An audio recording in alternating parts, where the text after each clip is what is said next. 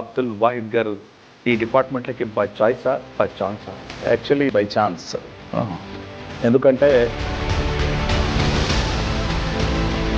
టీచర్గా పనిచేస్తున్నప్పుడు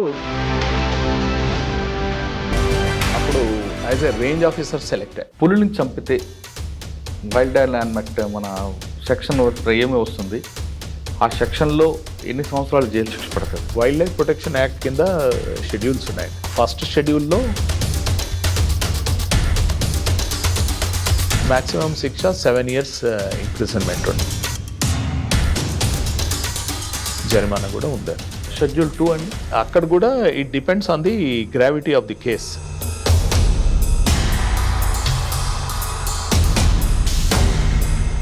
రాజస్థాన్లో సల్మాన్ ఖాన్ ఇష్యూ తీసుకుంటే అది ఇప్పటికీ దానికి కంక్లూడే కావట్లేదు. Number of reasons, but Salman Khan case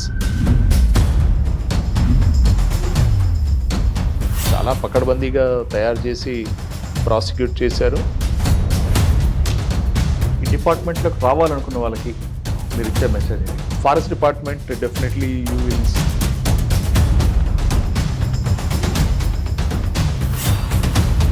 one can have lot of satisfaction working with the forest department.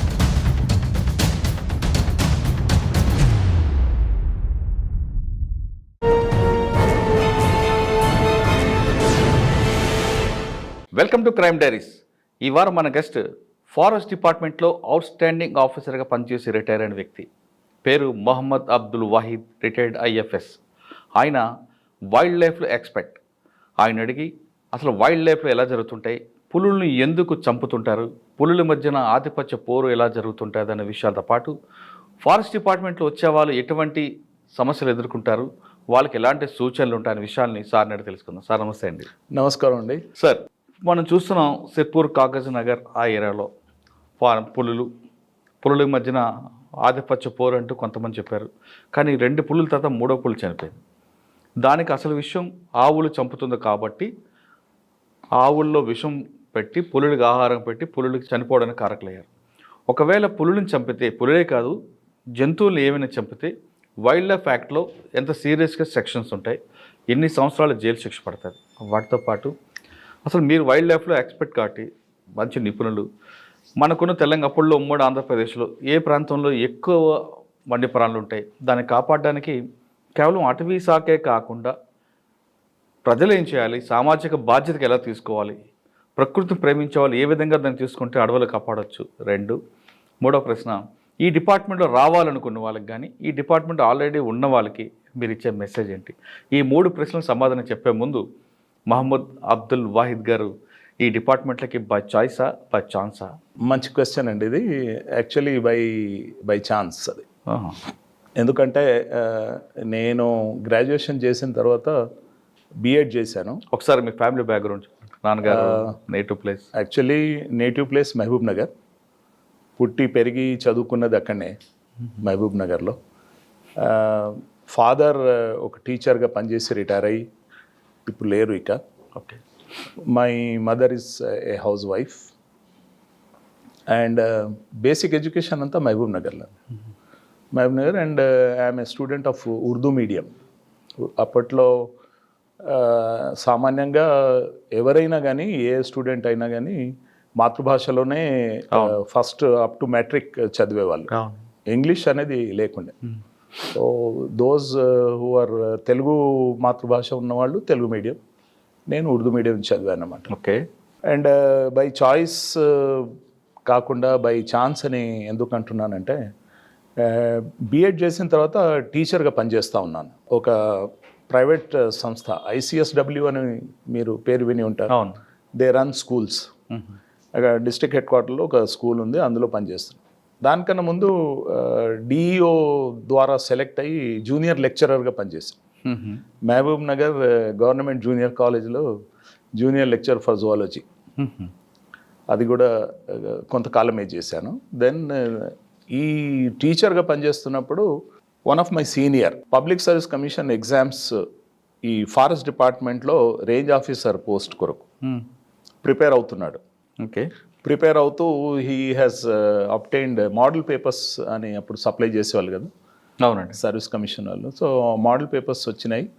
ఆయన తీసుకొచ్చేసి ఆయన సాల్వ్ చేయలేకపోయినాడు పాపం. హీ కేమ్ టు మీ, ఇది చేస్తారా అని. సో అందులో నుంచి నేను చూస్తే ఒక మ్యాథమెటిక్స్ కూడా ఒక paper, mathematics, general knowledge, English essay, అటువంటి తర్వాత optionals. That was the scheme of exam. ఆ మ్యాథమెటిక్స్ పేపర్ కొరకు నేను, అంటే I was very good in mathematics. అప్పుడప్పుడు ఆయనకు ఒక హాఫ్ అన్ అవర్ 45 minutesలో ఆ మ్యాథమెటిక్స్ పేపర్ సాల్వ్ చేసి ఇచ్చేసాను. ఇదిగో ఇది. సో ఇది ఈ విధంగా మీరు ఒకవేళ రాస్తే 100కు 100 మార్క్స్ వస్తాయని చెప్పా. దాంతో ఆయన ప్రిపేర్ అయినాడు, but he could not get through. Next year అదే పోస్ట్కు మళ్ళీ ఎప్పుడైతే అడ్వర్టైజ్మెంట్ వచ్చిందో ఆయన నాకు వచ్చి చెప్పాడనమాట, అరే మళ్ళీ ఆ పోస్ట్ పడ్డాయి కదా, మీరు అంతా ఈజీగా సాల్వ్ చేశారు, వై డోంట్ యూ అప్లై. ఆ విధంగా నేను అప్లై చేస్తే అప్పుడు as a range officer select అయ్యా. ట్రైనింగ్కి వెళ్ళాను. ఎక్కడ ట్రైనింగ్ అప్పుడు? ట్రైనింగ్ కోయంబత్తూర్. అచ్చా. కోయంబత్తూర్ SFRC అని, సదర్న్ ఫారెస్ట్ రేంజర్స్ కాలేజ్. అది 1912లో ఎస్టాబ్లిష్ అయిన కాలేజ్ అనమాట. అచ్చా. బ్రిటిషర్స్ ద్వారా establish. Coimbatore training. Coimbatore training. Okay. అది ఒక 2 years ట్రైనింగ్ ఉంటుండే. ఆ ట్రైనింగ్కి వెళ్ళి కంప్లీట్ చేసుకున్నాను. తర్వాత వచ్చి ఇక్కడ సర్వీస్ చేస్తున్నప్పుడు ఫస్ట్ పోస్టింగ్ అక్కడ? ఫస్ట్ పోస్టింగ్ ఆమన్గల్ అండి. ఆమన్గల్ మీ జిల్లా? మా జిల్లానే. సో అక్కడ నాకు అంటే ప్రాక్టికల్ ట్రైనింగ్ అని మొత్తం స్టేట్ అంతా తిప్పుతారు అప్పుడు ఒక 1 year కాలం. 1 year ప్రాక్టికల్ ట్రైనింగ్ చేసిన తర్వాత then you are eligible for posting. మళ్ళీ అది పోస్టింగ్ అచ్చంపేటలో ఇచ్చారు. అచ్చంపేట అంటే ఇప్పుడు ప్రాజెక్ట్ టైగర్కు పార్ట్ అన్నమాట. అక్కడ చేస్తున్నప్పుడు మళ్ళీ ఈ Group 1 సర్వీసెస్లో అసిస్టెంట్ కన్జర్వేటర్ ఆఫ్ ఫారెస్ట్ అని ఇంకొక పోస్ట్ ఉంది. దానికి ఎందుకు ట్రై చేయొద్దు అనేది మళ్ళీ ఇంకొక ఆలోచన వచ్చింది. దెన్ నా సీనియర్స్ కొంతమంది దాన్ని రాస్తున్నారు, తర్వాత సెలెక్ట్ కూడా అవుతూ చూశాను. సో నేను కూడా ట్రై చేశాను. By that time it was 1983 when I got selected for Group 1 service. Okay. అప్పుడు నేను వికారాబాద్లో రేంజ్ ఆఫీసర్గా పనిచేస్తాను. అండ్ అక్కడ నుంచి మళ్ళీ కోయంబత్తూరులోనే స్టేట్స్ ఫారెస్ట్ సర్వీస్ కాలేజ్ అని SFS కాలేజ్, ఆ కాలేజ్కు మళ్ళీ డెప్యూట్ చేశారు. 2 years అక్కడ మళ్ళీ ట్రైనింగ్. సో ఈ విధంగా 4 years ట్రైనింగ్, నా ట్రైనింగ్ కోయంబత్తూరులో జరిగింది. తర్వాత Group 1 ఆఫీసర్గా వచ్చి నేను సబ్ DFOగా మొదలుపెట్టి చేసుకుంటూ వచ్చాను. మళ్ళీ ట్రైనింగ్ అంటే గుర్తు వచ్చింది. Again I was selected for wild life diploma course. అది 1990లో. అది ఒక 9 నెలల వ్యవధి అన్నమాట. ఎక్కడ? కోయంబత్తూర్ అండి. అది దేహ్రాదూన్లో. Dehradun forest academy. అండ్ అందులో wildlife institute of India అని చాలా రినౌండ్ ఇంటర్నేషనల్లీ ఫేమస్ ఇన్స్టిట్యూట్. చూసానండి, చాలా బాగుంటుంది. WII. అవును. ఫారెస్ట్ అకాడమీ కూడా చాలా బాగుంటుందండి. అవునండి. FRI బిల్డింగ్ ఒకటి ఉంటుంది దాంట్లో. సార్ మీరు ఫారెస్ట్ అకాడమీ ట్రైనింగ్ కన్నా ముందు అచ్చంపేటలో పనిచేశారు. అప్పుడు ఏ విధంగా ఉండేదండి ఫారెస్ట్ కానీ వైల్డ్ లైఫ్ కానీ అక్కడ? డెఫినెట్లీ అప్పటి ఫారెస్ట్ అండ్ ఇప్పుడు మనము కంపేర్ చేస్తే there is lot of difference. ఎందుకంటే ఈ అర్బన్ డెవలప్మెంట్ కూడా జరుగుతూ ఉంది. Number of road widening projects కూడా ఉన్నాయి అందులో. ప్లస్ జనాభా పెరుగుదల, తర్వాత ఒత్తిడి, ఇవన్నీ కారణాల వల్ల there is lot of change అనమాట. అంటే ఆ చేంజ్ కాకుండా మీ వరకు తీసుకుంటే మీరు ఫస్ట్ పోస్టింగ్ అచ్చంపేట ఆ ప్రాంతం చేస్తున్నప్పుడు మీరు కూడా నైట్లో బీట్ ఆఫీసర్ చేసి ఉండొచ్చు. నైట్లో మీరు తిరుగుతున్నప్పుడు ఎందుకురా వచ్చాను ఈ ఫీల్డ్లో అనిపించిందా, లేదు ఆ ప్రకృతిని ఎంజాయ్ చేశారా? అదొక ఛాలెంజ్ కింద కనిపించింది నాకు. మీరు చెప్పినట్లు నైట్ పెట్రోలింగ్, తర్వాత గస్తీ తిరగడము అండ్ విజిలెన్స్, ఇవన్నీ మా యొక్క డ్యూటీస్లో ఒక భాగం అన్నమాట. Apart from your raising of nurseries, plantations, plus దీన్ని ప్రకృతి వనరులను ప్రొటెక్ట్ చేయడానికి ఈ విజిలెన్స్ కూడా ఒక ఇంపార్టెంట్ రోల్. సో ఎప్పుడు కూడా ఆ విధంగా అనిపించలే. I took it as a challenge. Plus throughout my life I was outdoor man. అంటే మొత్తం స్పోర్ట్స్ పర్సన్ కూడా. Okay. I used to play hockey at that time for my college. Okay. So అన్ని games ఆడేవాడిని. Outdoor man basically. కాబట్టి enjoy చేశారు. కాబట్టి enjoy చేశాము. Plus ప్రజల యొక్క సహకారం కూడా ఉండింది అప్పట్లో. అంటే పిలిస్తే వాళ్ళు వచ్చి మా ఎంబడి వాళ్ళు కూడా పెట్రోలింగ్లో పాల్గొంటూ మాకు సహాయపడేవాళ్ళు. అంటే అప్పట్లో హంటర్స్ కానీ స్మగ్లర్స్ కానీ ఎదురుపడేవారా? ఉండేదండి అప్పట్లో? ఉన్నారండి. అంటే హంటర్స్తో కూడా డీల్ చేయడం జరిగింది. హంటింగ్ విషయంలో కూడా అంటే వికారాబాద్లో ఒక హంటింగ్ గ్రూప్ను పట్టుకున్నాను. అది నైట్ టైం ఒక ఇన్ఫర్మేషన్ మీద నేను ఇంకొక ఇద్దరు సహకారం చేసేటోళ్ళు. అంటే వాచర్స్ అని ఉండేది. వాచర్స్ ఎంబడి తర్వాత ఒక స్టాఫ్ మెంబర్తో కలిసి ఒక గ్రూప్ను పట్టుకున్నాము. వాళ్ళని ప్రాసిక్యూట్ కూడా చేశాము. బట్ ఇది they go hand in hand అనమాట. అప్పట్లో అంటే ఇప్పుడంటే కొంతైనా ఇన్ఫ్రాస్ట్రక్చర్ వచ్చేది, కానీ అప్పట్లో ఇన్ఫ్రాస్ట్రక్చర్ ఉండేది కాదు, ఒక జీప్ ఉండేది కాదు, ఏవి ఉండవు.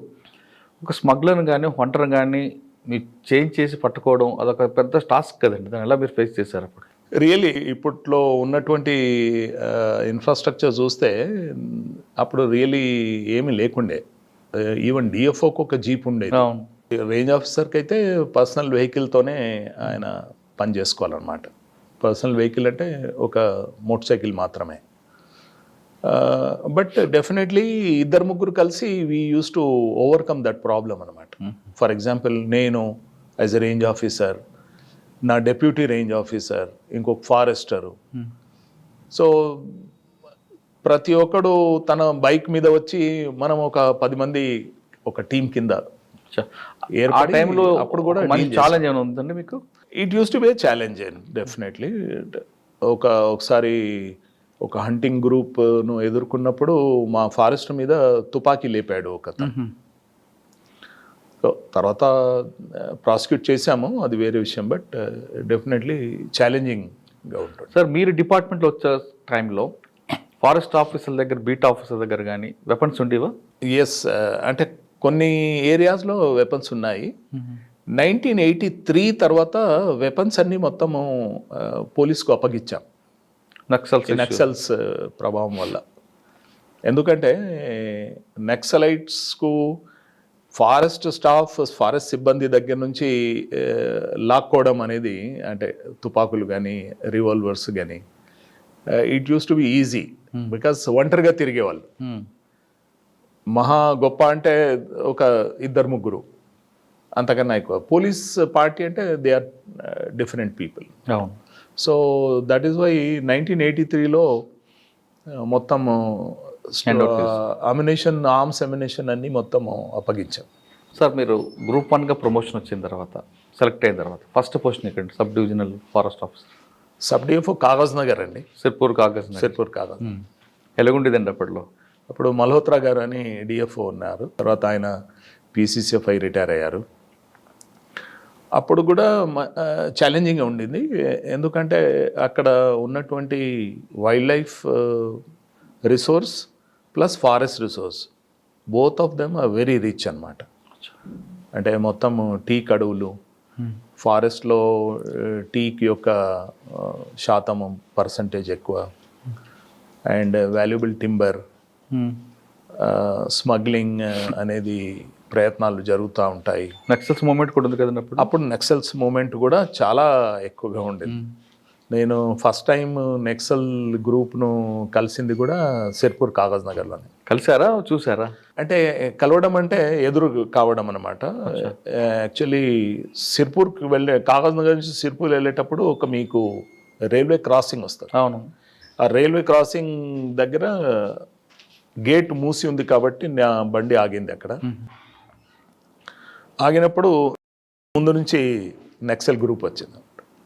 వాళ్ళు బస్సులు కాల్చుతున్నారు అప్పుడు. ఆర్టీసీ బస్సులను తగలబెట్టేది అది సామాన్యంగా జరిగేది అప్పుడు ఆ కాలం. సో ఒక 10-15 మంది ఉన్నారు నక్సల్స్, అందులో లేడీస్ కూడా ఉన్నారు. So they came and surrounded my jeep. So ఆ విధంగా ఫస్ట్ టైం అక్కడ కలిశాను. ఏమన్నారండి మిమ్మల్ని?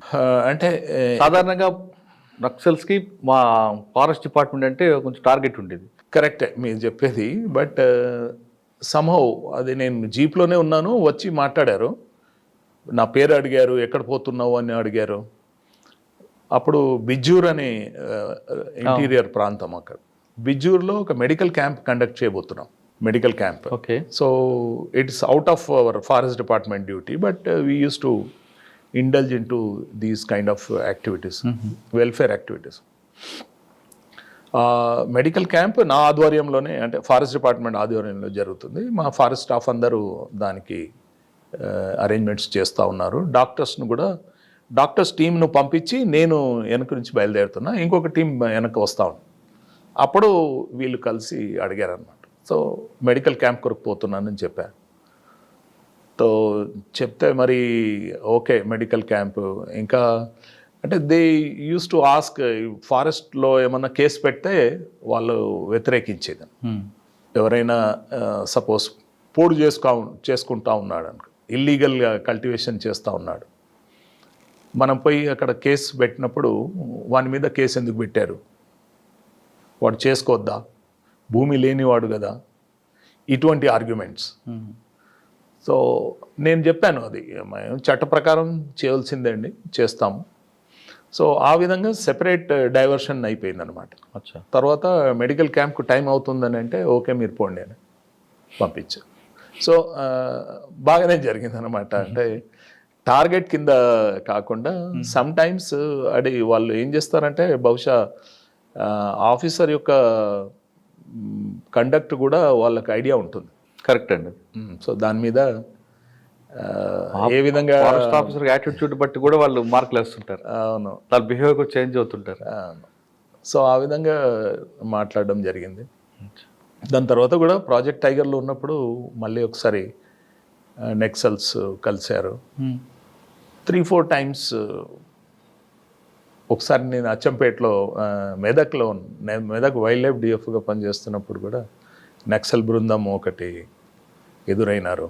అప్పుడు ఈకో ఎడ్యుకేషన్ సెంటర్ అని ఒక centre, education centre, nature education centre establish చేశాం పోచారం దగ్గర. ఎందుకండి ఇదంతా కట్టేది, డబ్బు వేస్ట్ చేస్తున్నారు ఆ విధంగా. సార్ మీరు కాకజనగర్లో ఉన్నప్పుడు అప్పుడు పులుల సంఖ్య ఎక్కువ ఉండేదా తక్కువ ఉండేదా? ఇప్పటికన్నా ఎక్కువ ఉండేదా? సంఖ్య గురించి నేను ఖచ్చితంగా చెప్పలేను ఇప్పుడు. బట్ డెఫినెట్లీ పులుల అడుగుజాడలు, తర్వాత ఎవిడెన్సెస్ అప్పుడు కూడా బాగా అంటే అప్పుడు కూడా తడబా నుంచి మూమెంట్ ఉండేదంటే? ఎస్. అంటే అప్పుడు తడబా అప్పటికే ఫేమస్. తడబా అప్పటికే ఒక మంచి ఎస్టాబ్లిష్డ్ నేషనల్ పార్క్. ఓకే, అవును. సో అక్కడ నుంచి రావడము మళ్ళీ వెళ్ళిపోవడము ఆ విధంగా. మనం ఎందుకండి ఎప్పుడు ఎస్టాబ్లిష్ చేయలేపాం? అప్పట్లో అంటే ఈ ప్రాజెక్ట్ టైగర్ అనేది మూవ్మెంట్ అంతా మొత్తం పకడ్బందీగా ఇంకా ఎస్టాబ్లిష్ కాలేదు నెట్వర్క్. బట్ డెఫినెట్లీ ప్రపోజల్స్ ఉన్నాయి. ఓహో. ఈవెన్ ఈ కదంబా అని అక్కడ కాగజ్ నగర్లో forest area Kadamba. So those areas famous for tiger. అంటే ఒక డిక్లేర్ కాకపోయినా కూడా పులుల సంరక్షణ అనేది ఫారెస్ట్ డిపార్ట్మెంట్ ద్వారా అప్పుడు కూడా జరిగింది. అచ్చా సార్, కాగజ్ నగర్ తర్వాత నెక్స్ట్ పోస్ట్ అండి? కాగజ్ నగర్ తర్వాత నేను ఈ కార్పొరేషన్కి వెళ్ళాను, forest development corporation. Okay.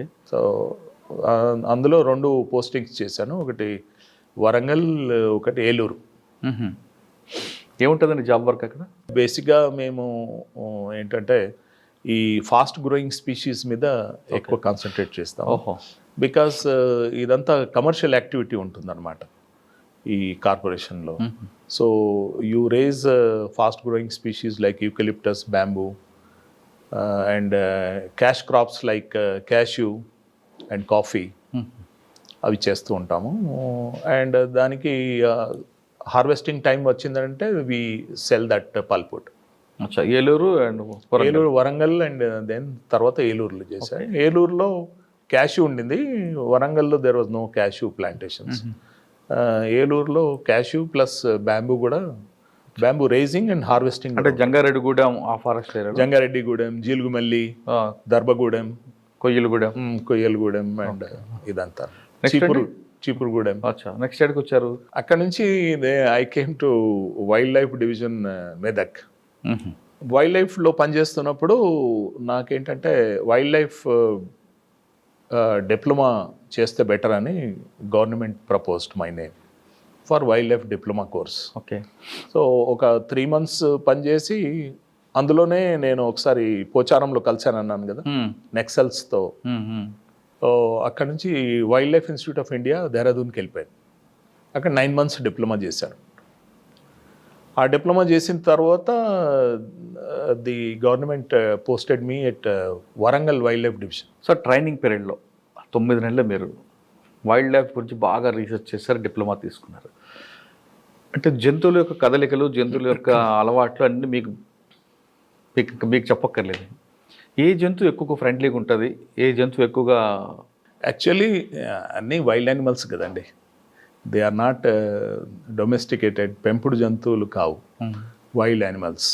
Definitely wild animals will have a fear of human being and they maintain distance. So దగ్గర రావడం అనేది అంటే మిగతా పెంపుడు జంతువులాగా దగ్గర ఉంటాం. అవును, డెఫినెట్లీ. అంటే కానీ కొంతమంది పెంచుకుంటారు కదండి ప్రియోనుగుని అటువంటివి. అది ట్రైన్ చేస్తారనమాట. ఈవెన్ ఏనుగులు ఫారెస్ట్ డిపార్ట్మెంట్ కూడా ట్రైన్ చేసి వాటిని ఉపయోగిస్తారు ఫారెస్ట్ ఆపరేషన్స్లో. తమిళనాడులో ఇప్పుడు కూడా ఎలిఫెంట్ క్యాంప్స్ ఉన్నాయి. అవును, ట్రైన్డ్ ఎలిఫెంట్స్. మీరు ఊటీ, ముదుమలై నుంచి బందీపూర్ నుంచి ఊటీ వెళ్తున్నప్పుడు మీరు చూసి ఉంటారు క్యాంప్స్. సో అక్కడ ట్రైన్ చేసుకుంటారనమాట వైల్డ్. అక్కడ ఒక యూనిట్ తల్లి, అంటే ఏనుగు తల్లి చనిపోయిన ఏనుగుల పిల్లల్ని అటువంటి అడాప్ట్ తీసుకుంటారు. అది కూడా జరుగుతూ ఉంటుంది.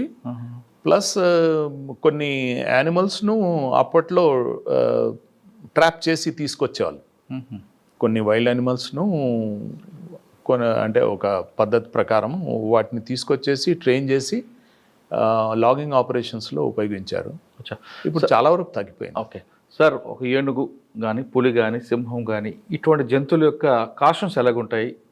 మనుషులను చూస్తే ఏ విధంగా అవి రియాక్ట్ అవుతుంటాయి? ఒకవేళ ఎదురు పడితే మనం ఎలా తప్పించుకోవాలి? ఏనుగులు ఏంటంటే మీకు ఆ చిన్న ట్రంపెటింగ్ సౌండ్ ఉంటుంది. తర్వాత అడవిలో ఏనుగు లేదా ఊర్లోకి ఏనుగు వచ్చింది అనుకోండి, మనం దాన్ని ఎలా దాన్ని పంపించాలా? మనం ఏం చేయాలి? సేఫ్ డిస్టెన్స్ మెయింటైన్ చేయాలండి. నార్మల్గా మనం వీడియోస్లో చూస్తూ ఉంటాము. అటువంటి ఏనుగులు ఎప్పుడైనా ఊర్లో వచ్చినప్పుడు మనుషులు ఎంబడి పడుతున్నారు, ఎంబడి పోవడము, తర్వాత దగ్గర పోవడము, రిస్క్ తీసుకోవడము, లేదా ఫోటోగ్రఫీ కొరకు ప్రయత్నాలు చేయటము, these are all risky things, should be avoided అన్నమాట. సేఫ్ డిస్టెన్స్ మెయింటైన్ చేయాలా, అవే వెళ్ళిపోతాయండి. They will definitely go back. ఈ జంగల్, కాంక్రీట్ జంగల్లో how can they stay? So they return back. Only thing is we have to be patience. కానీ కొంతమంది డప్పులు కొడుతూ లేదంటే కాగడలు చూపిస్తూ వాటిని బెదిరించడానికి ప్రయత్నం చేస్తుంటారు, అప్పుడు ఏం చేయాలి? అదే that is sometimes unwarranted అనమాట. So best thing is approach forest department, take their suggestion and take their help to drive them back to the forest. కానీ అవి గ్రామాల్లోకి వచ్చి గ్రామస్తుల్ని కొట్టి చంపుతుంటాయి కదండి. అవును, అవి కూడా అంటే ప్రాబ్లం ఏమైందనంటే వాటి యొక్క హ్యాబిటాట్ను మనం పోయి ఆక్యుపై చేసి వాటిని డిస్టర్బ్ చేస్తూ ఉన్నాం. యాక్చువల్లీ వాటి యొక్క మైగ్రేటరీ రూట్స్ ఉంటాయి, అవును, తరచూ వెళ్ళే దారులు, వాటికి మనం ఆక్రమించుకున్నామని అంటే డెఫినెట్లీ దే గో యాస్ట్రే. అంటే అవి తినే చెరుకు ఉందనుకోండి, చెరుకు ఉన్నప్పుడు వస్తాయి అవి. So you have to B patience. And అందుకొరకే కదా గవర్నమెంట్ నష్టపరిహారం అనేది ఇస్తూ ఉంటుంది. ఒక చెరుకు తోట మీద ఏనుగుల గుంపు వచ్చిందండి, ఏం చేయాలి మనం? అంటే you have to be safe distance తప్పకుండా మెయింటైన్ చేయాలి. You can't go close to the animals. And అక్కడ ఫారెస్ట్ డిపార్ట్మెంట్ ద్వారా సపోజ్ ఏనుగులు ఉన్న కాడ ఏంటంటే వాళ్ళ ట్రైన్డ్ యానిమల్స్ కూడా ఉంటాయి, ట్రైన్డ్ ఎలిఫెంట్స్ ఉంటాయి. So forest officials trained elephants సహాయంతో వాటిని మళ్ళీ వాపస్ ఫారెస్ట్లో పంపించే ప్రయత్నాలు చేస్తారు. అంతేగాని మనం కాగడలు పెట్టడం వెనక్కి కొట్టడం అని crackers okay, crackers you can definitely use to drive them. Scaring away అంటారు. అది చేయడము that first our safety should be kept in mind. Okay, next పులి ఎదురుపడింది అనుకోండి. పెద్ద పులి ఎదురుపడితే మనం ఏం చేయాలి? పులి మనల్ని చూస్తే ఏం చేస్తుంటుంది? Normal reaction is normal. Tiger ఉందనుకోండి, it will go its own way. అంటే మీ మీద అటాక్ చేయాలని ఉద్దేశం ఉండదు. And suppose you go very close, critical distance అని ఒకటి ఉంటుంది. ఆ క్రిటికల్ డిస్టెన్స్ దాటారంటే దెన్ అది ఏ విధంగా బిహేవ్ చేస్తుంది అనేది ఒక్కొక్కసారి ప్రిడిక్ట్ చేయలేకపోతున్నాం. కానీ కాషన్ ఇవ్వదండి. కాషన్ అంటే దట్ సౌండ్ చేస్తుందండి, గ్రంటింగ్ సౌండ్ అని ఒక సౌండ్, పెద్ద అరుపు కాకుండా ఒక సౌండ్ మాత్రం డెఫినెట్లీ ఇస్తుంది. ఇచ్చినప్పుడు it is like you have to be cautious. అంటే పులికి ఎదురుగా వెళ్ళడం బెటర్ అంటారా, వెనక్కి పారిపోవడం బెటర్ అంటారా? The thing is maintain safe distance, go side ways. ఎదురుపోవడం అనేది నాట్ అడ్వైజబుల్. యూ మోషన్లెస్ నిలబడడం కూడా ఒక్కొక్కసారి బాగా పనిచేస్తుంది. అవునా? You have to be motionless without any jerky movement. అచ్చా, సడన్ మూవ్మెంట్స్ కానీ జెర్కీ మూవ్మెంట్స్ ఉండకుండా. అంటే పులి ముందు మనం స్ట్రైట్గా నిల్చుండిపోవాలంతే. స్ట్రైట్గా నిలిచి try to be away from the tiger. Sideways అంటారు, సైడ్ మూవ్మెంట్. కానీ పులి ముందు ఒకవేళ పారిపోవడానికి మనం బెండ్ అయితే అది అటాక్ చేస్తుంది అంటారు. నార్మల్గా అంటే ఈ ప్రే యానిమల్స్ ఉన్నాయి కదా, లైక్ దుప్పులు, అవును, జింకలు, అవి ఏంటంటే they run on 4 legs. Human being is a straight standing animal అనుకోండి. అచ్చా, మనం పరిగెడితే జంతువు. సో ఆ విధంగా మీరు ఒకవేళ క్రాలింగ్ పొజిషన్కి వస్తే ఇట్స్ నాట్ అడ్వైజ్. కానీ కొంతమంది అడవిలో పులులుగా ఎదురుపడితే వెనక ఏదైనా ఒక బొమ్మ పెట్టుకొని దానికి వెళ్ళిపోతుంటే అది చేయదు అంటారు. No, that is not advice. అంటే ఏదైనా మనిషి బొమ్మ కానీ జంతు బొమ్మ కానీ తలకి మెడకి పెట్టుకొని వెళ్తే నో, అంటే even that also will be difficult. ఎందుకంటే ఆ సమయంలో ఏ విధంగా మీరు అరేంజ్మెంట్స్ చేసుకుంటారు? ఇట్స్ నాట్ సింపుల్గా ఎదురుపడితే నిలిచిపోవడము, తప్పుకోవడం అనమాట. Side ways, going side ways away from the animal. Okay, అదే సమయంలో మ్యానిటర్ ఎదురైతే ఏం చేయాలి? మ్యానిటర్ నార్మల్లీ హంటింగ్ ఉద్దేశంతోనే అటాక్ చేస్తుంది. బట్ మ్యానిటర్ కూడా అంటే మీకు తెలిసి ఉంటుంది కదా, ఆ ఏరియాలో ప్రాంతంలో ఒక మ్యానిటింగ్ టైగర్ తిరుగుతుందని. సో మనం ప్రికాషన్స్ తీసుకోవడం మంచిది. ఇంకా ఏ జంతువులు ఎక్కువగా? స్నేక్ ఉందనుకోండి, ఒక నాగపాము ఎదురుపడింది. స్నేక్ ఇస్ ఇంకా ఈజీ అనమాట. Snake will get our vibrations, our movement. So it will move away from you. The whole theory is all animals they are afraid of their own life, plus human being అని అంటే వాటికి వారి యొక్క భయం వాటికి ఉన్నాయి అన్నమాట. ఓకే, అంటే ముందు వాటి ప్రాణాలను కాపాడడం. Definitely yes, they will move away. Okay, కానీ మనం ఏమైనా ఎక్స్ట్రా యాక్షన్ చేస్తూ మనము చాలా క్లోజ్గా వెళ్ళిపోయినాము అని అంటే then it's a difficult issue. Sir, snake first బైట్లో పాయిజన్ ఉంటుంది, సెకండ్ బైట్లో పాయిజన్ ఉంటుంది, థర్డ్ బైట్కి పాయిజన్ ఉంటుంది అట, వాస్తవం? అంటే ఈ పాయిజన్ ఒక ఫిక్స్డ్ క్వాంటిటీ గ్లాండ్స్లో ఉంటుంది. ఓకే, అది ఫస్ట్ బైట్తో ఒకవేళ పూర్తి అవకాశం దొరికింది అనుకోండి, biting chance to the snake, అప్పుడు ఆ గ్లాండ్స్లో ఉన్నటువంటి వెనమ్ యొక్క క్వాంటిటీ కంప్లీట్గా ట్రాన్స్ఫర్ చేసే అవకాశం ఉంటుంది. లేదా చిన్న ఛాన్స్ దొరికింది, సో పూర్తి బైట్ చేయలేకపోయింది అనుకోండి, అప్పుడు కొంత వెనమ్ మాత్రమే బాడీలోకి ట్రాన్స్ఫర్ అవుతుంది, విక్టిమ్ బాడీలో ఎక్కువ శాతం ఉండిపోతుంది. అదర్వైజ్ ఫస్ట్ బైట్లోనే if the snake gets a good chance to empty its glands, ఒకవేళ పాము కరిచిన తర్వాత మనం ఇమీడియట్గా ఏం చేయాలండి? అదే ఈ బ్యాండేజ్ ఉంటుంది కదా, you have to immediately restrict blood flow, should not go towards the heart and brain. ఆ ప్రయత్నం చేయాలి. And immediately rush for the first aid. Allowing it to bleed also is good idea అనమాట. Bite కాడ, the site of the bite, you allow blood to flow. అచ్చా, close చేయకుండా పంపించడం better. పైన మీరు కట్టేస్తారు, అవును. Blood flow should be stopped, and ఇక్కడ ఉన్న బ్లడ్ను అలౌ చేస్తారు అనమాట. బయటకు ఎలా వచ్చేసి సో దట్ బైట్తో పాటు ఆ బ్లడ్తో పాటు the venom also will go out. Sir, wild life తర్వాత మీరు ట్రైనింగ్ తీసుకున్నారు 9 నెలలు. ఇక్కడ ఫస్ట్ పోస్టింగ్ ఎక్కడండి? వరంగల్. వరంగల్ అండి. అక్కడ మీకు ఛాలెంజ్ ఉంది, మీ అచీవ్మెంట్ ఏమిటి? వరంగల్ అగైన్ అంటే ఛాలెంజెస్ ఎక్కడైనా కూడా ఈ 2 కామన్ థింగ్స్ ఉంటాయి: protection of forest and protection and conservation of wildlife. Both things go hand in hand. ఇక్కడ అంటే నాకు 2 శాంక్చురీస్ ఉండేవి in Warangal division: Pakhal wildlife sanctuary and Eturnagaram wildlife sanctuary. మళ్ళీ same problem, protection of forest, ఆక్రమణకుళ్ళు జరగకుండా, భూ ఆక్రమణ జరగకుండా, అంటే కల్టివేషన్ కొరకు, లేకపోతే ఒక పొలం ఉన్నది అనుకోండి ఒక రైతుకు, అతను బార్డర్ ఫారెస్ట్ బార్డర్ అయి ఉంటే కొంచెం లోపల జరగడం, అది సామాన్యంగా జరుగుతూ ఉంటాయి. ఏటూరు నాగారం ఫారెస్ట్లో ఎప్పుడైనా మీకు పులుల సంఖ్య పెంచడం కానీ దానికి ఏమైనా మీరు అచీవ్మెంట్ చేశారా? అక్కడ పులుల సంఖ్య అంటే నేను ఒక 4 years పనిచేసా అక్కడ. పులుల సంఖ్య ఆ పీరియడ్లో కూడా పెరిగింది.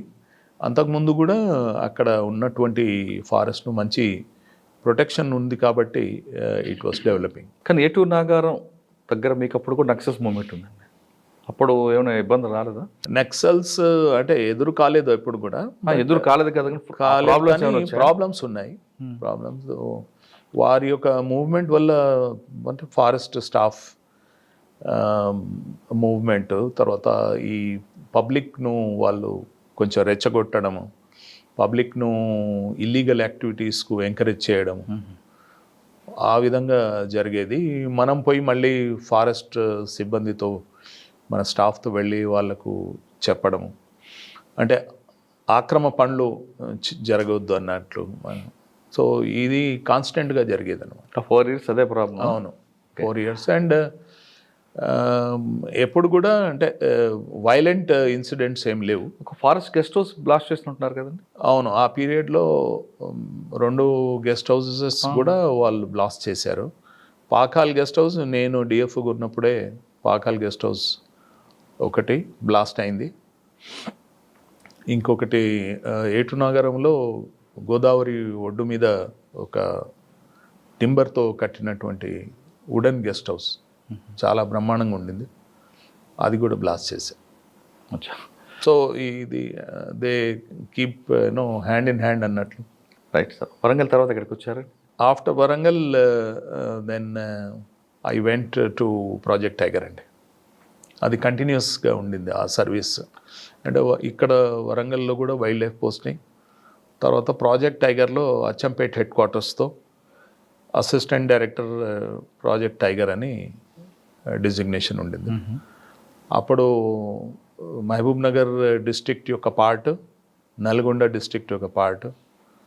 అంటే ప్రాజెక్ట్ టైగర్ అప్పట్లో శ్రీశైలం, నాగార్జున సాగర్ శ్రీశైలం టైగర్ రిజర్వ్ అని పేరు, NSTR అనేవాళ్ళు. అవును, మీరు కూడా విని ఉంటారు. అవును అవును. ఇప్పుడు దాని అమరాబాద్ టైగర్ రిజర్వ్ ఒకటి, శ్రీశైలం టైగర్ రిజర్వ్ అని 2 డివైడ్ అయిపోయింది, బికాస్ ఆంధ్ర అండ్ తెలంగాణ.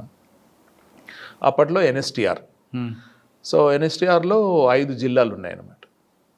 కృష్ణాకు అవతల Kurnool, Prakasam and Guntur district, and this side Mahabub Nagar and Nalgonda. So I was in-charge for Mahabubnagar Nalgonda side. మీ మూమెంట్లో అంటే మీరు పనిచేసిన టైంలో మూమెంట్ ఎలా ఉండేదండి? అప్పుడు కూడా అంటే ఈ నక్సలైట్ ఇన్ఫెస్టెడ్ ఏరియానే. అవును, డామినేషన్ కాకుండా టైగర్ డామినేషన్ వచ్చిందా ఎప్పుడైనా? టైగర్ కూడా, టైగర్ మూవ్మెంట్ కూడా బాగా అప్పుడు పెరిగింది. We use to see cubs అంటే అది ఒక మీకు ఇండికేషన్ అనమాట. అచ్చా. పాపులేషన్ పెరుగుతుంది అని ఎలా తెలుస్తుంది మీకు? కప్స్ ఉంటే. So cubs with mother pug మార్క్స్తోనే మీకు ఎక్కువగా ఎవిడెన్స్ దొరికేదన్నమాట, పగ్ మార్క్ రూపంలో. And even staff Krishna river దాటుతూ కూడా చూశారు టైగర్స్ స్విమ్మింగ్ చేసుకుంటూ, స్విమ్ అక్రాస్ ది రివర్ కూడా, అంటే మైగ్రేషన్ అనమాట, సేమ్ థింగ్. సార్, మీకు టైగర్ ప్రాజెక్ట్ మీద మంచి సబ్జెక్ట్ ఉంది కాబట్టి పులి తన పిల్లలని ఎలా వేటాడ నేర్పుతుంటుంది, తన పిల్లల్ని ఏ విధంగా దానికి వేటాడమే కాకుండా మిగతావన్నీ చాలా విషయాలు నేర్పుతుంటుంది అటు కదా? కరెక్ట్. యాక్చువల్లీ 2 సంవత్సరాలు ఉంటుందండి ఈ పిల్లలు తల్లితో స్పెండ్ చేసే టైం, రఫ్లీ 2 years. ఓకే. ఈ 2 yearsలో హంటింగ్ అండ్ ఏ విధంగా జంతువులను డీటెయిల్గా చెప్పగలరా అది?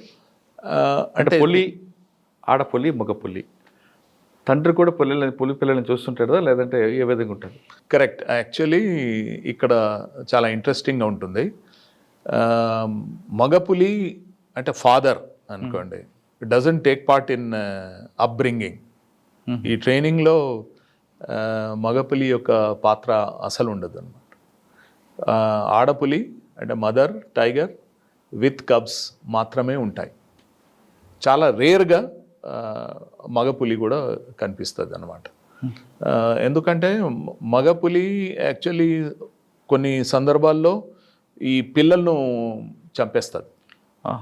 సో అది అటువంటి సందర్భాలు కూడా చూశారు, రికార్డ్ అయినాయి. అందుకొరకే పులిని దూరం పెట్టేది అన్నమాట. అక్కడ ఆ టెండెన్సీ ఆ విధంగా ఉంటుంది. So male tiger will be away from the training process. ఈ 2 years కూడా అసలు రానివ్వరు. ఇది ఆడపులి. రేర్లీ మగపులి కూడా కనిపించింది అన్నమాట. మగపులి, ఆడపులి ప్లస్ కబ్స్ కనిపించాయి, కానీ అది రేర్.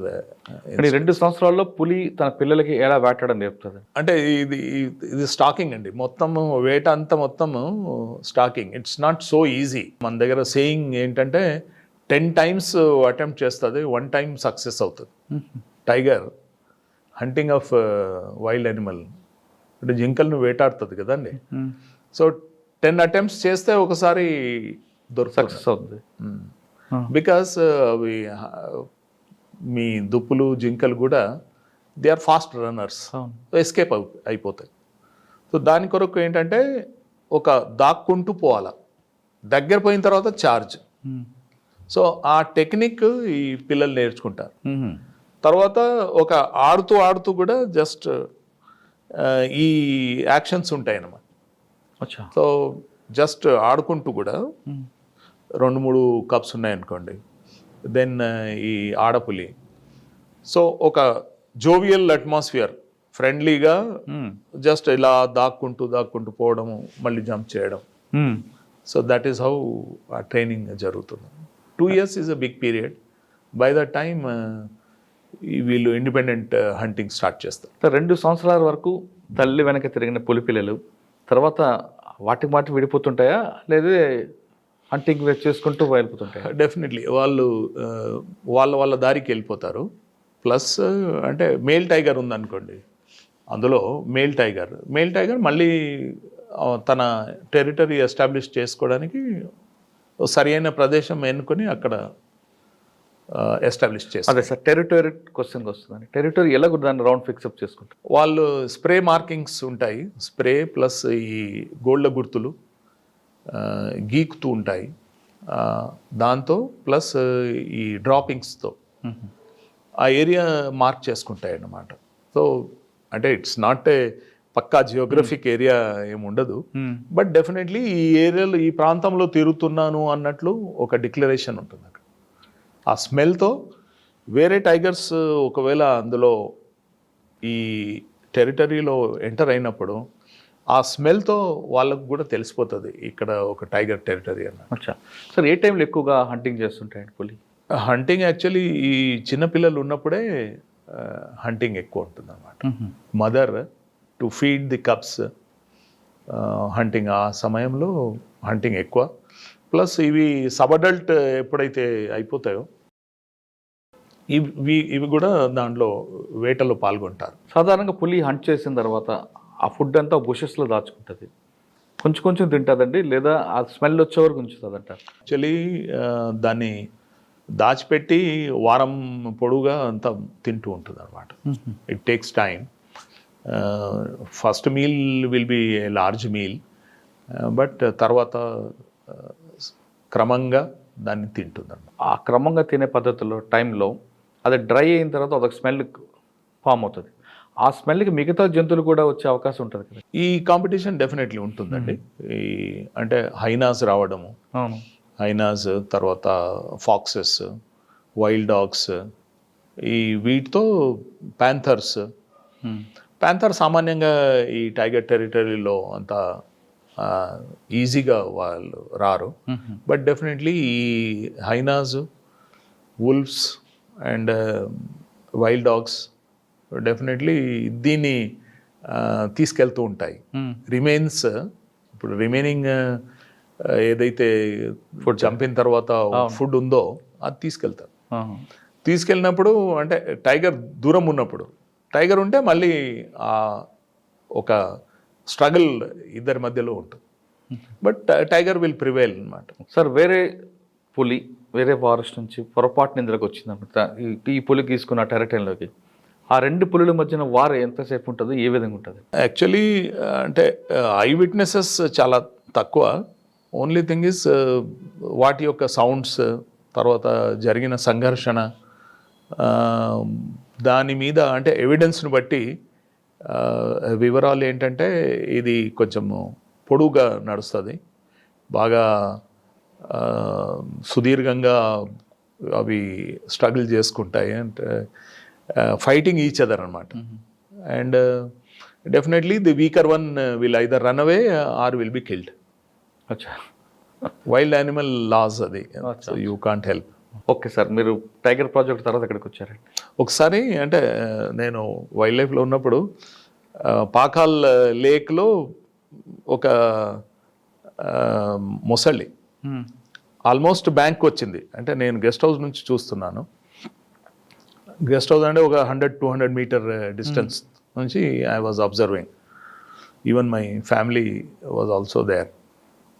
పిల్లలు అబ్జర్వ్ చేస్తూ ఉన్నారు. జింకలు కూడా నీళ్ళు తాగడానికి వెళ్ళాయి అక్కడ, సేమ్ స్పాట్. ఈ మొసలు ఉన్నది కనుక్కోలేకపోయాయి. ఆ మొసలు ఒక జింకను పట్టేసింది. దెన్ ఫారెస్ట్ డిపార్ట్మెంట్ మా స్టాఫ్ ఎవరైతే ఉన్నారో they were running to rescue ఆ జింకను తప్పించడానికి. Then I told, see the మొసలి కూడా దానికి ఆహారం కావాలి కదా, సో అది కంటిన్యూ కానివ్వండి, it's struggle between them, so why should we interfere? So that is the thing. Okay, అంటే మొసలి వచ్చింది కాబట్టి మొసలి నీటిలోనే పవర్ దానికి. అవును, షోర్లో పట్టుకొని మళ్ళీ లోపల లాక్కుంటుంది అనమాట. లాక్కుపోయిందని అంటే మొసలి అందులోనే చాలా పవర్ఫుల్ కాబట్టి ఈ జంతువు చనిపోతుంది ఈజీగా. అది కూడా పెట్టి ఎక్కడన్నా దాచిపెట్టి తింటూ ఉంటుంది. ఎక్కడ నీటిలో దాచిపెడుతుంది? నీటిలోనే అక్కడ ఎక్కడన్నా పొదల్లో కానీ రాళ్ళు, అవి రాక్స్ ఉంటాయి కదా, దాంట్లో క్రెవిసెస్లో. సార్, ఒకసారి మీరు చెప్తున్నట్టుగా పార్ట్ ఉంది, అక్కడ పులి హంట్ చేసి అక్కడికి వస్తుంది వాటర్ కోసం ఖచ్చితంగా. అప్పుడు పులిని కూడా మొసలు పట్టుకుంటుందట కదా? అంటే మన దగ్గర పెద్ద అటువంటి సందర్భాల్లో ఏం లేవు, బట్ అటెంప్ట్ చేస్తుందండి. కానీ మొసలు కూడా ఫుడ్ని దాచుకుంటుంది నీటిలో, దాచుకున్న క్రమైపోయి తింటుంటుంది. ఎస్. సరే, అక్కడ నుంచి అడిగి వచ్చారు సార్ మీరు? అక్కడ నుంచి then I came to Hyderabad division అనమాట. హైదరాబాద్లో ఫ్లయింగ్ స్క్వాడ్ అనే ఒక విజిలెన్స్ వింగ్ ఉంటుంది. హైదరాబాద్ ఫ్లయింగ్ స్క్వాడ్ డిఎఫ్ఓగా పనిచేశాను. అందులో మహబూబ్ నగర్, నల్గొండ అండ్ రంగారెడ్డి ఈ డిస్ట్రిక్ట్స్. మీ ఎక్విప్మెంట్ ఎక్కడ ఉంది అక్కడ? అక్కడ బేసిక్గా ఈ టింబర్ డిపోస్ మీద, టింబర్, యాక్చువల్లీ టింబర్ ఇక్కడ సిటీకి రావడం, అందులో పెద్ద పెద్ద లారీస్ పట్టుకోవడం జరిగిందండి. దానికి కూడా అంటే ఇక్కడ సిస్టమ్ ఏంటంటే ఇన్ఫార్మర్స్ యొక్క ఒక నెట్వర్క్ ఉంటుంది. మంచి ఇన్ఫార్మర్స్ ఉన్నారు అప్పుడు. సో ఆ ఇన్ఫార్మర్స్ ను వారి యొక్క ఇన్ఫర్మేషన్ బట్టి మంచి పెద్ద పెద్ద కేసెస్ పట్టుకున్నాం. కానీ టింబర్ డిపోలో తీసుకుంటే మీ దానికి వాళ్ళు ఆక్షన్లో తీసుకొస్తారు, కానీ ఇక్కడ కూడా వాళ్ళు చీట్ చేయడానికి ఎక్కడ అవకాశం ఉంటుందండి? ఆక్షన్లో తీసుకొచ్చిన తర్వాత కూడా ఆక్షన్లో తీసుకొచ్చేసి సామిల్లో నార్మల్గా అవును అంటే ఆక్షన్లో తీసుకొచ్చినటువంటి legal timber some times they mix-up with illegal timber. అటువంటి వాళ్ళు మీకు ఎప్పుడైనా ఎదురయ్యారు? అట్లా కూడా అంటే సామిల్స్ చాలా మీద పెద్ద కేసెస్ టింబర్స్ చేసాం. ఉన్నాయి కదా నీకు. సామిల్స్ మీద కేసెస్ చేసాం అప్పుడు. ఓకే, ఫ్లయింగ్ స్క్వాడ్ తర్వాత ఎక్కడికి వచ్చారు? ఫ్లయింగ్ స్క్వాడ్ తర్వాత then I move to Nirmal division అండి, ఆదిలాబాద్ డిస్ట్రిక్ట్ నిర్మల్. ఇప్పుడు దాని యొక్క భాగము కవాల్ టైగర్ రిజర్వ్ డిక్లేర్ చేయబడింది ఇప్పుడు. సో అక్కడ ఏంటంటే again forest area, maximum teak growth ఎక్కువ ఉందన్నమాట. టీక్ అండ్ సార్ ఆ టైంలో ఒక చెట్టు కానీ పడిపోతే బీట్ ఆఫీసర్కి రెస్పాన్సిబిలిటీ అని మీరు చెప్పడం వల్ల వచ్చే నష్టమా లాభం అంటారు? బీట్ ఆఫీసర్ యొక్క అంటే all the whole area is divided into beats. Beat is the basic unit of కానీ అడ్మినిస్ట్రేషన్. అన్ని అంత పెద్ద ఫారెస్ట్లో ఎక్కడో ఒక చెట్టు ఒక స్మగ్లర్ తీసుకెళ్తే బీట్ ఆఫీసర్ రెస్పాన్స్ చేయడం అనేది ఎంతవరకు కరెక్ట్? నో, ఇప్పుడు డెఫినెట్లీ ఆ ఏరియాకు సంబంధించినటువంటి ఇన్ఫర్మేషన్ అంతా ఆయన దగ్గరనే ఉంటుంది. ఆయనకు కూడా అంటే అసిస్టెంట్ బీట్ ఆఫీసర్స్ అని ఉంటారు. తర్వాత ఆ సెక్షన్లో ఉన్నటువంటి 3-4 బీట్ ఆఫీసర్స్ కలిసి ఒక టీం కింద కూడా వాళ్ళు పెట్రోలింగ్ చేస్తూ ఉంటారు. కాబట్టి ఇన్ఫర్మేషన్ గ్యాదర్ చేయడము, దాన్ని ట్రేస్ చేయడము అనేది అది పాసిబుల్. అందుకొరకే they are made responsible and definitely most of them are doing their job. Sir Kawal tiger ఫారెస్ట్లో అప్పటికే అది ఇటు నిర్మల్లో ఇటు తడాబా వరకు కనిపిస్తుంటుంది, ఇటు నిర్మల్ బెల్లంపల్లి వరకు. దాంట్లో మీ అచీవ్మెంట్ ఎక్కడ కనిపిస్తుంది? చాలా పెద్ద ఏరియా అది. అక్కడ ఈ హ్యాబిటాట్ మ్యానిపులేషన్ అనేది బాగా చేయగలిగాము అప్పుడు. చెక్ డ్యామ్స్ కూడా మీరు పెట్టినట్టున్నారు. చెక్ డ్యామ్స్, తర్వాత పర్కులేషన్ ట్యాంక్స్ చేశాము. నీటి యొక్క వాటర్ ట్యాంక్ కూడా ఉంటుంది అండి అక్కడ. వాటర్ ట్యాంక్స్ అంటే రిజర్వాయర్ లాగా ఉంటుంది ఒకటి. అవును, అంటే కడమ్ రిజర్వాయర్. కడమ్ ఇది పెద్ద రిజర్వాయర్ అండి. సో కడమ్ రిజర్వాయర్కు చుట్టుపక్కల వాటర్ సోర్సెస్ బాగా డెవలప్ చేశాము. ఫాడర్ ప్లాట్స్ కూడా ఎస్టాబ్లిష్ చేయడం కూడా జరిగింది అక్కడ. దానివల్ల అక్కడ బైసన్స్ ఉన్నాయండి. బైసన్స్ యొక్క సంఖ్య కూడా పెరిగింది. అవును, చూశానండి ఇక్కడ బైసన్ హర్డ్స్. ఈ జన్నారం అండ్ కడమ్ ఏరియా మధ్యలో అన్నమాట. జన్నారంకు కడమ్కు మధ్యలో ఉన్నటువంటి ఏరియా. బ్యాంబూ చాలా చాలా అవసరం ఉంటుంది, అంటే both as a fodder as a canopy అనమాట. So bamboo plantations, bamboo areas బాగా డెవలప్ చేసాం అందులో. ఒకసారి there used to be a irrigation well. ఈ పొలాల్లో తవ్వుకుంటారు చూడండి రైతులు. కాకపోతే ఇది చాలా పెద్దది తవ్వారు. లోపల ఎంటర్ కావడానికి ఒక ర్యాంప్ పెట్టుకున్నారు. ఆ ర్యాంప్ మీద వచ్చి బైసన్స్ నీళ్ళు తాగడానికి వచ్చి జారి పడ్డాయి. అందులో పడి బయట రాలేకపోయినాయి.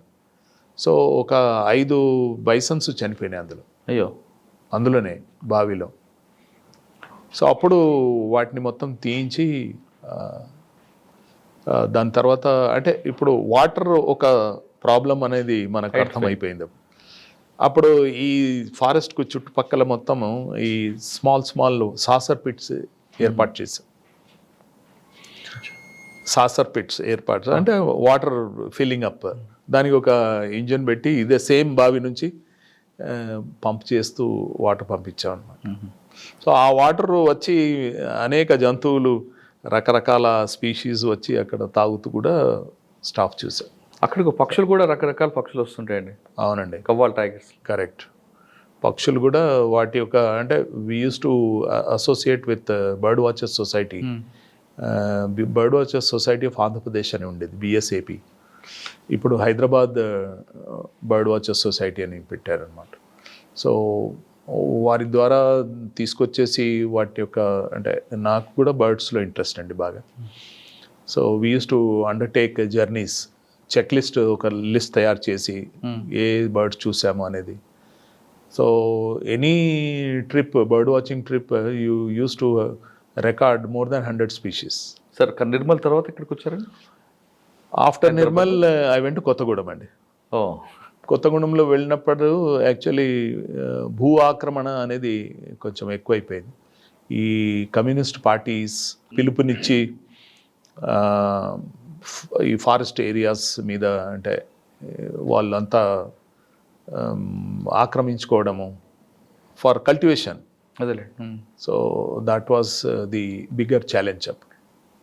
మరి దాన్ని plus smuggling of forest produce ఇక్కడ ఉంది, ఇది కామన్ ఉంటుంది అనమాట. సార్ ఆ ఫస్ట్ ప్రాబ్లం మీరు ఎలాగ దాన్ని ఓవర్కమ్ చేశారు? అప్పుడు ఏంటంటే ఈ గ్రామ సభలు ఏర్పాటు చేశాము అక్కడ, రెవెన్యూ డిపార్ట్మెంట్ స్టాఫ్తో కూడా కలిసి. ఎక్కడైతే ఆక్రమణ చేసుకున్నారో వాళ్ళు వాటి మీద కేసెస్ బుక్ చేసి ప్రాసిక్యూట్ చేశాం. చేసి ఈ ప్రజల ద్వారా అంటే ఈ లోకల్ లీడర్స్ ఎవరైతే ఉన్నారో, ఎమ్మెల్యేస్, ఎంపీస్, మినిస్టర్స్ కూడా. అదంతా ఓట్ బ్యాంక్ రాజకీయం అనుకోవచ్చు కదండి? అంటే ఎస్, డెఫినెట్లీ ఓట్ బ్యాంక్ రాజకీయమే. ఎందుకంటే నలిగిపోయింది మీ డిపార్ట్మెంటే కదా. అవును, మాకు అంటే బట్ దే హ్యావ్ సహకరించారు అప్పుడు. అయితే కొత్తగూడెంలో I could get good support from people representatives. Kothagudem తర్వాత హైదరాబాద్? కొత్తగూడెం తర్వాత I came to the zoo అండి. జూ ఇక్కడ మీకు నేను చూసానండి. జూ అంటే జూకు పోస్టింగ్ అయినప్పుడు ఒకటి అనుకున్నాను నేను, ఏంటంటే any wildlife diploma holder or wildlife interested officer అనుకోండి, వైల్డ్ లైఫర్ అంటాము.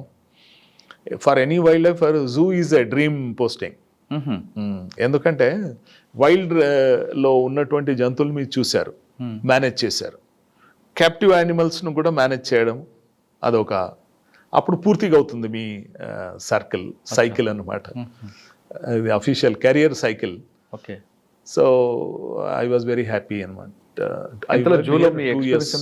2 years పనిచేశానండి. ఓకే. మీ అచీవ్మెంట్ ఫస్ట్ వెళ్ళగానే మీకు ఛాలెంజ్ ఏంటుంది? మీ అచీవ్మెంట్ ఏముంది? బేసిక్గా అక్కడ యానిమల్ ఎంక్లోజర్స్ను ఎన్రిచ్ చేయడం అంటారు. యానిమల్ను ఒక యాక్టివిటీ క్రియేట్ చేయడం అక్కడ. సో మీరు ఇప్పుడు ఒకవేళ టైగర్ ఎంక్లోజర్ దగ్గర పోయినారు, టైగర్ అక్కడ కూర్చొని ఉంది. సో మీరు ఎక్కువ ఎంజాయ్ చేయరు. టైగర్ ఒకవేళ తిరుగుతూ ఉందనుకోండి, నడుస్తూ ఉందో లేదా దాని మోట్లో ఉన్న నీళ్ళలో స్విమ్మింగ్ చేస్తూ ఉంటే అప్పుడు విజిటర్స్ ఆల్సో విల్ ఎంజాయ్. అవును. సో ఆ విధంగా యాక్టివిటీ పెంచేది దాని ఎన్రిచ్మెంట్ ఆఫ్ ఎంక్లోజర్స్ అంటారు. సో అక్కడ ఎక్కువగా కాన్సన్ట్రేట్ చేశాను. అంటే ఏం చేస్తారంటే బోన్లోంచి టైగర్ బయటకు వస్తుందా? అవును, యాక్చువల్లీ బోన్లో నుంచి బయటికి తీసుకొచ్చేస్తే that is the area, display area అంటారు. ఆ డిస్ప్లే ఏరియాలో ఉంటుంది. మళ్ళీ బోన్లో వెళ్ళే అవకాశం ఇవ్వరు. బోన్లో వెళ్ళేది ఉంటే మళ్ళీ బోన్లో పోయి కూర్చుంటుంది అనమాట. బోన్లోకి ఎప్పుడు పంపిస్తారు మరి? మళ్ళీ సాయంత్రము at the time of feeding. Normally 4 o'clock is the feeding time. ఆ 4 o'clock ఫీడ్ కొరకు లోపల పంపిస్తారా? అదే వచ్చేస్తుంది. అది ట్రైన్ అయిపోతాయి అనమాట. అంటే స్టార్టింగ్లో actually they use to ring a bell. ఆ బెల్ సౌండ్కు వచ్చేస్తుంది ఫుడ్ వచ్చింది అన్నట్లు. బట్ ఇప్పుడు ఏంటంటే ఆ టైంకే యాక్చువల్లీ అలవాటు అయిపోతుంది. ఓకే. ఏం పెట్టేవారండి జూలో టైగర్కి? Tiger is fed with beef అండి. బీఫ్, బోన్లెస్ బీఫ్ ఇచ్చేవాళ్ళు. యాక్చువల్లీ నేనున్న సమయంలో మొత్తం ప్రతిరోజు మాకు బీఫ్ సప్లై ఉండేది. We use to take about 360 kilos of beef. ఒక టైగర్ ఎంత తీసుకుంటుందండి పర్ డే? అంటే 6 to 8 kilos ఫీడ్ చేస్తాం పర్ డే పర్ టైగర్. అదేవిధంగా అంటే స్మాలర్ యంగర్ టైగర్స్ కొంచెం తక్కువ ఇస్తారు. బట్ బై అండ్ లార్జ్ అది. ప్లస్ ఈ దీనికి మొసళ్ళకు కూడా, తర్వాత Panthers, dogs, wild dogs, wolves, ఇవన్నీ మాంసాహార జంతువులకు కావాల్సినటువంటి ఫీడ్ బీఫ్, ఎక్కువగా తినేది టైగర్. ఎక్కువ తినేది టైగర్స్, లయన్స్. టైగర్కి అయితే మినిమం 8 kgs అండి. 8 kgs. అక్కడ టైగర్ టాక్స్ అని కూడా పెట్టామన్నమాట. అంటే ప్రతిరోజు ఒక అంటే వారం పొడవుగా we used to design some activity for the some interaction with the visitors. Visitors otherwise visitors ఏం చేస్తారు, ఓహో టైగర్ ఇది ఇట్లా తింటుంది ఇది అని they interpret their own method. దానికి మనం ఏంటంటే ఒక ట్రైన్డ్ స్టాఫ్ ద్వారా ఒక చిన్న 15 నిమిషాల టాక్ టైగర్ ఎంక్లోజర్ దగ్గర నిలబడి ఒక మైక్ పబ్లిక్ అడ్రస్ సిస్టమ్ మీద అందరినీ ఆ టైం మనము ఆల్రెడీ పబ్లిష్ చేసేవాళ్ళం. ఆ టైంకు ప్రజలు వచ్చేసి అంటే విజిటర్స్ వచ్చి కూర్చుంటారు. Then you give a small lecture అనమాట. How it is, how many tigers are there, tiger యొక్క all details about the tiger and what is the tiger behaviour in the wild, what is the behaviour in the captivity, అంటే ఇక్కడ zoo అట్మాస్ఫియర్లో ఎలా ఉంటుంది. So అది తర్వాత మొసళ్ళ మీద ఒకరోజు, ఏనుగుల మీద ఒకరోజు, ఏనుగులకు తీసి ఒక ట్రిప్ కొట్టేవాళ్ళు అనమాట. ఆ రోజు ఆ వారానికి ఒక రోజు అనమాట. ఒక సెంట్రల్ ప్లేస్లో నిలబెట్టి అక్కడ ఒక talk. So when we use to say కొన్ని ఇన్ఫర్మేషన్ అనమాట. For example 150 kgs of green grass అవసరం ఉంటుంది ఒకరోజు తినేది ఒక ఎలిఫెంట్, లేదా ఒక 40 లీటర్స్ వాటర్ తాగుతుందని. ఇవి కొన్ని ఇంట్రెస్టింగ్ ఫ్యాక్ట్స్ అనమాట. సో దాంతో visitors will go back with some satisfaction, something they have. కానీ జూ ఎంట్రన్స్ టికెట్స్ ఎందుకు పెంచారట సడన్గా? నేను 2010లో ఉన్నానండి. 20 rupees was the entrance fee. ఇప్పుడు 50 అనుకుంటాను. So not a big. ఈ 10 yearsలో అదైతే కొంచెం కాంట్రవర్షియల్ అయినట్టుంది కదా. అంటే the vehicle entrance ticket was increased. 200 నుంచి 500 చేసినారు. మళ్ళీ 1000 కూడా చేశాం. జస్ట్ అంటే రెండు దానికి కారణాలు ఉన్నాయి అనుకోండి. ఒకటి ఏంటంటే వెహికల్స్కు డిస్కరేజ్ చేయాలనే మా ఉద్దేశం. ఇప్పుడు మీరు యూ టేక్ యువర్ కార్, మీరు ఒక ఫ్రెండ్ కూడా అక్కడ ఇన్వైట్ చేస్తారు, నేను జూకి వెళ్తున్నా, అతను ఒక కార్లో వస్తాడు. So everybody coming in to their cars and ఆ ఏరియా అంతా మొత్తం, అండ్ ఆ సర్కులర్ రోడ్ ఉంది ఒకటి 3 kilometers 3.5 kilometers సర్కులర్ రోడ్. అది ఆ రోడ్ అంతా మొత్తం కార్స్ నిలబడి ఉంటాయి, మొత్తం జామ్ అయిపోయి. సో ఈ సామాన్య విజిటర్స్కు కొంచెం ఇబ్బందికరంగా ఉంటుందని డిస్కరేజ్ చేయాలని ఒక ఉద్దేశం అంతే. సో దానివల్ల పెంచాము. అప్పుడు పెంచితే తగ్గుతాయి అనుకున్నాము, కానీ ఇంకా ఎక్కువ వస్తూ ఉన్నాయి. కానీ వాస్తవంగా కారు కన్నా బై వాక్ తిరిగితేనే ఆ మజా ఉంటుందండి. అదే అది రియలైజ్ చేయాలని మా ఉద్దేశం అనమాట. ఇక ఫిజికల్ కూడా మంచిది విజిటర్స్కు మంచిది. అందుకొరకే సైకిల్స్ ఇంట్రొడ్యూస్ చేసాం. సైకిల్ చేశారు. తర్వాత మళ్ళీ టాయ్ ట్రైన్ కూడా ఉంది. టాయ్ ట్రైన్ ఉంది, సైకిల్స్ ఉన్నాయి, వెహికల్స్ ఉన్నవి. అప్పుడు ఒక విజిటర్ వ్యాన్స్ అని పెట్టాము, but they were diesel driven vehicles. Safari కూడా పెట్టినట్టు. Safari separate establishment. సో ఈ visitor vans which are diesel driven, వాటిని తీసేసి ఇప్పుడు బ్యాటరీ ఆపరేటెడ్ వెహికల్స్ ఇంట్రొడ్యూస్ చేసాం. సో క్రమంగా అది జూ ఏంటంటే it's a dynamic ecosystem wherein you keep on adding facilities. కానీ మీ గోల్ రీచ్ అయ్యారు అయితే జూలో పనిచేసి? అది బాగా సాటిస్ఫైయింగ్ టైం అండి, సాటిస్ఫైయింగ్ టైం. తర్వాత నాతో అప్పుడు డైరెక్టర్గా మల్లికార్జునరావు గారు ఉన్నారు. సో మల్లికార్జునరావు గారు కూడా రోజు ఏదో ఒక యాక్టివిటీ ఉండాలన్నట్లు, వారికి కూడా చాలా ఎంతూజియాస్టిక్ ఆఫీసర్ ఆయన. మంచి టీం అనే నేను అనుకున్నానండి. సో జూ తర్వాత ఎక్కడికి వచ్చారు? జూ నుంచి నాకు మైనారిటీ వెల్ఫేర్ డిపార్ట్మెంట్లో డెప్యుటేషన్ మీద పంపించారండి. ఓకే. మైనారిటీ నార్మల్గా IFS officers are given these welfare department duties. So rural డెవలప్మెంట్లో కూడా మా ఫారెస్ట్ ఆఫీసర్స్ చాలామంది పనిచేశారు. తర్వాత ఎస్సీ ఎస్టీ వెల్ఫేర్లో కూడా ఆఫీసర్స్ మా బ్యాచ్మేట్స్ నా కొలీగ్స్ పనిచేశారు. సో నాకు ఏంటంటే మైనారిటీ వెల్ఫేర్లో నాకు ఎండీగా VC and MD for minority finance corporation okay. గా నాకు పోస్ట్ చేశాను. ఎంతకాలం చేశారండి? అక్కడ నేను జస్ట్ 7 monthsే చేశాను. తర్వాత రిటైర్ అయిపోయాను అనమాట. That is 2013. ఓకే. రిటైర్ అయిన తర్వాత ఏం చేస్తున్నారండి? రిటైర్ అయిన తర్వాత then I was associated with NGOs అండి. నిర్మాణ్ అనే ఒక సంస్థ. ఓకే. నిర్మాణ్ మీరు పేరు విని ఉంటారు. అంటే ఈ బిట్స్ పిలానీలో అది స్టార్ట్ అయింది 2005లో. ఇప్పుడు ఒక almost all the states of the country Nirman is taking up activities అనమాట. So I was there with them. But before that after retirement నేను రిటైర్ అయిన తర్వాత తెలంగాణ ఏర్పాటు అయిందనమాట. సో గవర్నమెంట్ ఆఫ్ తెలంగాణ మళ్ళీ నాకు సేమ్ పోస్ట్ అంటే మైనారిటీ ఫైనాన్స్ కార్పొరేషన్లో విసిఎన్ ఎండిగా మళ్ళీ అపాయింట్మెంట్ ఇచ్చారండి. అది 1 year 2 months కొరకు మళ్ళీ as a retired IFS officer I worked as minority finance corporation VCN MD for about 14 months. So అది మళ్ళీ సెకండ్ టైం రిటైర్మెంట్ అంటాను నేను సామాన్యంగా. సో 2 times రిటైర్ అయ్యాను అన్నమాట. సార్ మీకు ఫస్ట్లో అడిగిన క్వశ్చన్ ప్రకారం ఒకసారి రిపీట్ చేస్తున్నా. పులుని చంపితే వైల్డ్ ల్యాండ్ యాక్ట్ మన సెక్షన్ ఏమి వస్తుంది? ఆ సెక్షన్లో ఎన్ని సంవత్సరాలు జైలు శిక్ష పడుతుంది? పులులు ఏంటంటే షెడ్యూల్ 1 అనే షెడ్యూల్ కింద వస్తాయి. వైల్డ్ లైఫ్ ప్రొటెక్షన్ యాక్ట్ కింద షెడ్యూల్స్ ఉన్నాయండి. ఫస్ట్ షెడ్యూల్లో all the endangered animals are placed. So వీటికి మ్యాక్సిమం శిక్ష 7 years ఇంప్రిజన్మెంట్ ఉంది అండ్ 1 lakh rupees జరిమానా కూడా ఉంది. షెడ్యూల్ 1. షెడ్యూల్ 2 అండి? అంటే అక్కడ కూడా it depends on the gravity of the case. Okay. And ఈ శిక్ష అంటే కరెక్ట్గా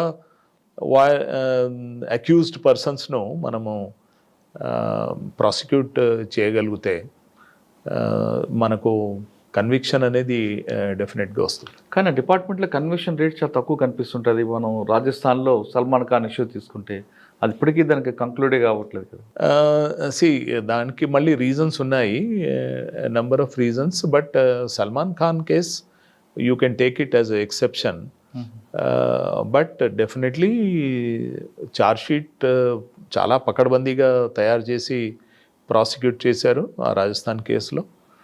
అండ్ ఫారెస్ట్ డిపార్ట్మెంట్ ద్వారా ఎటువంటి లాక్సిటీ మాత్రము అక్కడ లేదండి. కానీ మన దగ్గర కన్విక్షన్ రేట్ ఎలాగుంటుందండి? మన దగ్గర కూడా కన్విక్షన్ రేట్ బాగుంది. But I have to verify. Sir ఫైనల్గా ఈ డిపార్ట్మెంట్లోకి రావాలనుకున్న వాళ్ళకి మీరు ఇచ్చే మెసేజ్ ఏంటంటే? డెఫినెట్లీ అంటే ఇప్పుడు ఆల్ ఇండియా సర్వీసెస్లో 3 services are the elite services అంటారు. IAS, IPS and IFS. Foreign service కూడా ఉంది. Forest department definitely you will serve the population in a indirect manner అనమాట. So you are taking care of the oxygen producing forests. So definitely one should opt for this. Other services are also equally good, but one can have lot of satisfaction working with the forest department because you are working for the betterment of environment and you are taking care of the forest protection as well as wildlife conservation. So definitely one will have great satisfaction. I recommend this service for the youngsters. And రీసెంట్గా ఇప్పుడు ఇక్కడ Amrabad tiger రిజర్వ్లో పనిచేసే అధికారి నిర్మల్కు చెందిన అబ్బాయి Rohit is Hales from Nirmal. So when I was working he was somewhere in the school, high school అని చెప్పారు మొన్న. So definitely it's a good service. You can do better, serve the country, serve the community and be of so much of use.